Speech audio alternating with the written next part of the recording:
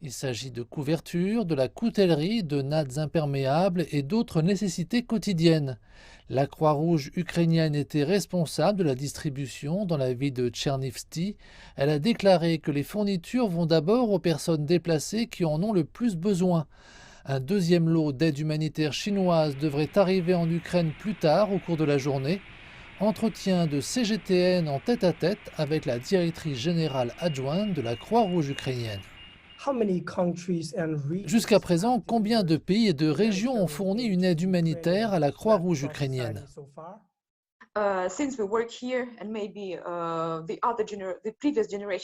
Depuis que nous sommes ici, il se peut que les générations antérieures de la Croix-Rouge n'aient jamais vu un soutien aussi formidable que celui que nous recevons maintenant du monde entier.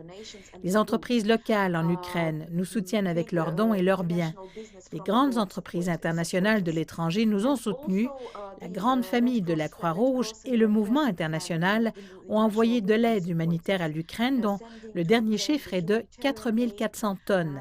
L'aide provient en particulier d'Italie, de Roumanie, de Grande-Bretagne, d'Autriche, de la Croix-Rouge allemande, du Croissant-Rouge turc, de la Croix-Rouge chinoise et de nombreuses autres sociétés nationales. Nous bénéficions ainsi d'un soutien très important. Le seul problème est que nous avons besoin de plus d'accès aux personnes qui ont besoin de ce soutien.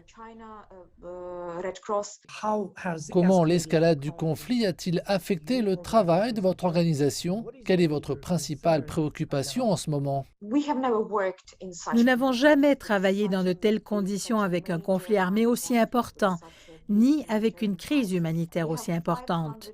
Nous avons 500 personnes à la Croix-Rouge ukrainienne qui travaillent 24 heures sur 24.